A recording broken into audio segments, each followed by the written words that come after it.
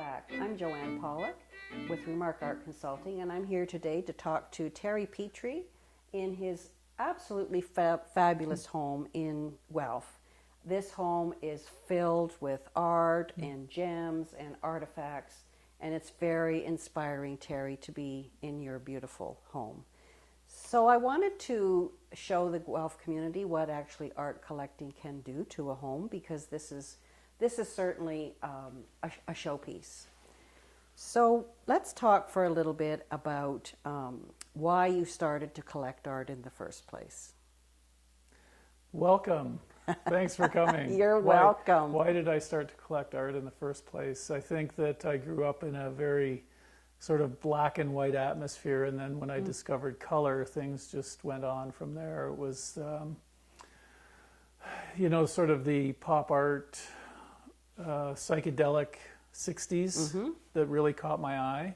And it was very accessible because you could, as a kid, I could line my room with posters of, Robert Crumb, Jasper Johns, Robert Rauschenberg. All these very inspiring people, and it's accessible. Right. So from there, it's just curiosity. One thing leads to another, and discovery, and it's just continuous. So you share your home with your wife, Lynn Chidwick, who is a well-known Canadian glass artist. Yes. And so does Lynn share the same vision that you have about collecting art? Fortunately, we do. It's a conspiracy. Conspiracy. Conspiracy that works really well. It's unsaid. We have to both love it. We know that. And we can be at a gallery or whatever and see something and just look at each other, and we know this is the beginning of a love. And then we're in trouble. Well, that's a beautiful thing, because oftentimes couples don't share the same sentiment. Yes. So Terry, as I sit here and I look around in this amazing space, there's a lot more here than just visual art. So share with us a little bit about some of the things that you have collected. That's interesting how things evolve. Initially, I was really just interested in painters, and I had no use for a lot of other mediums. Totally ignored them. And as time went by, more exposure, more interest. And then it gets to the point where I'm coming back from Spain with a very heavy suitcase full of pottery and so forth. So now we're looking at very many different things wherever we go beyond paintings. Art does that somehow. So you've got tapestry here. Yes. You've got beautiful furniture here. Yes. You've got pottery. You've got sculpture. It's all consuming. And the pottery is interesting for me because I didn't, for the longest time, I had no appreciation for it whatsoever. And then a light went off and I was like, oh, what an opportunity. Throw out all the other dishes. Get something nice in here that's colorful and different and creative, and also mementos from various journeys. Definitely. That are useful. The downside of it is these potters make things breakable. When you're carting it back from Spain. Well, then you have to go back to Spain to get another one. Shucks. So that's certainly on the agenda. But I'm sure as I look around there, you can probably point out the various things, and that's from Spain, that's from a trip to wherever, Yes. right? Yeah, so they're So in fact, it becomes a bit of a living artifact in here. Yep, it's a memento, and well, in the case of pottery, we use it. So it's around every day and very satisfying. That's the beauty of appreciating different forms of art, is that you begin to have a deep appreciation for how people are viewing art in their lives, like a potter. And sometimes when I go and I look at a piece of art and I go, well, that's interesting, but until you really educate yourself and understand, like Pearl Van Geest's piece here that we're looking at right now is an incredibly detailed piece, and it's very symbolic actually of what Pearl is all about. Oh yeah. Right? She has a lot of messages there. She has, and most artists do, quite frankly, Yeah. have a lot of messages. Yeah. And so it's, for you as a buyer of art, you want to get to know the message. Oh yeah, I like to do my own interpretation too. Mm-hmm. And sometimes it's right, sometimes it's wrong, but it's comforting. It's your interpretation. It may not be the artist's interpretation, but it does become your emotional response to the piece. It's very visceral for me, for sure. Very visceral, for sure. But as I look around, I am seeing that you have been very supportive of the local artists in the community. Lynn actually has her studio in the Trafalgar building, so she is amongst like-minded people in the community. So when do you know when there is a piece of art that you want to buy? Well, being exposed to so many artists is always intriguing. It's nice to have a relationship with the artist. Mm-hmm. To see them grow is always nice, and then you see something, whether it's on a studio tour or in their studio or in a gallery, and it's intriguing. And then the pull begins. And like I say, it's a love affair, so we have to love it. And as much as I love Klimt, the only way I'm going to access that is by going to New York City and seeing some, or going to Ottawa. And we've done that. That's our vacations are built around art destinations. You shared something really interesting with me a while back, where you said that both of you have made sacrifices, for example, given up a vacation, because you are committed to purchasing a special piece of art that you love. Mm-hmm. So absolutely. You know, when that happens, we discover something, and there's an urgency. And we can always save some money later for that trip to Ireland or wherever it might be. Well, you know, when you look at a certain piece, say for example, Joel Masowich, and that is an investment in a piece like that.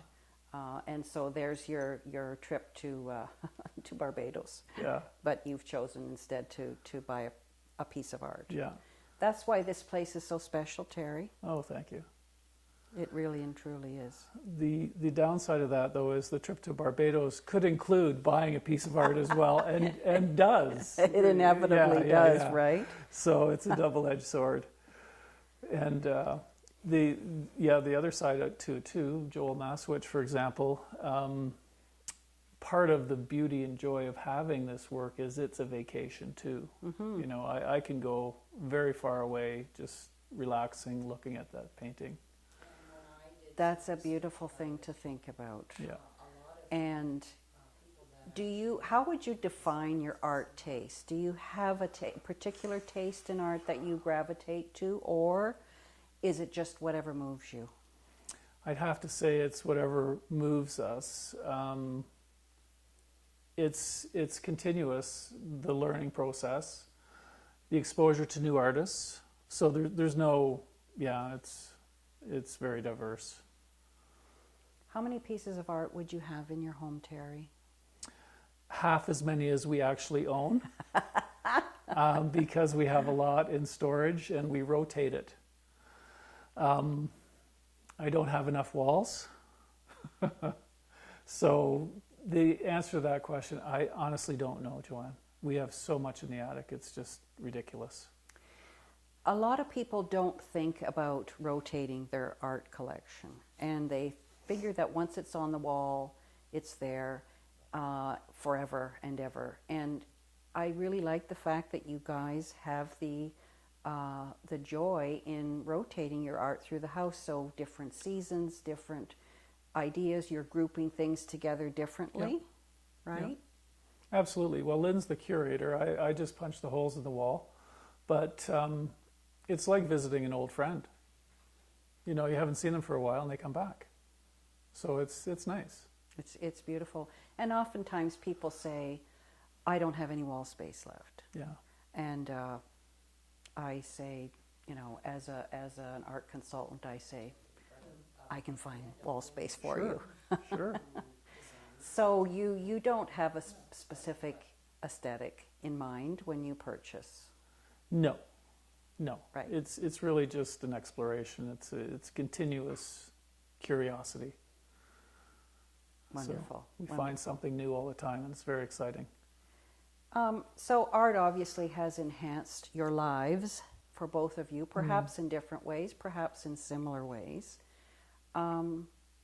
So you started your journey very young as a person that fell in love with art, and in fact that itch has never gone away. But what is it about art that really enhances your life? Well, I think it's important to be surrounded by beauty. It's uplifting, and I think that's the emotion I had first when I first got exposed to art. Is uplifting.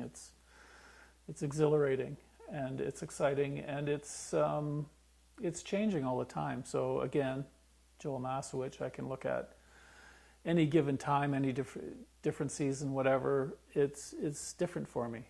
I can see something new all the time, and it's continuously interesting.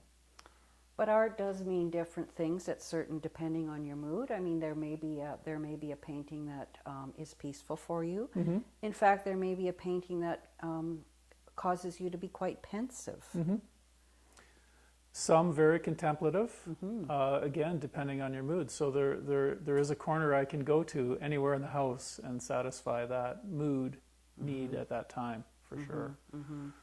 The essence of light in this house is incredible, and obviously you have built this home with light in mind, because Lynn, of course, is a very talented stained glass artist. So the tiles on the floor, everything has been perfectly curated here. Mm-hmm. Thank you. Right, it has been. I often deal with novice art collectors or people that are intimidated to buy art. And I wonder if you could share some wisdom or some advice to a novice art collector. Certainly, I think the interest, if the interest is there, it has to be fueled by curiosity. One thing leads to another. And it doesn't have to be stifled by the expense, because there are so many artists that are unachievable. Like you want it, but there's no hope that you're ever going to get it. But you can find something that's within your price range. You sure can. Local artists versus the option of buying something that's mass-produced from a machine that everyone has, usually for the same amount of money, a little bit less, maybe a little bit more. You could get an original piece of art. You can support the community. Very important. It's always been important to support the local community. Absolutely. I think it's even more important now when people are feeling despondent in some cases over the fact that they're not able to have people in their studios or to sell or whatever. So now is a critical time for a lot of artists to be supported. And you and Lynn have been tremendous in this community to do that. As I look around at this collection and I just see the number of artists that you have well supported, it's incredible and it's joyful, Terry. Thank you so much. And the flip side of that, of course, is Lynn is an artist, and people support her as well. Mm-hmm. And it's nice to see. Mm-hmm. Absolutely. So thank you for allowing us into a glimpse of your world, and we appreciate it very much. Thank you, Terry. I think it's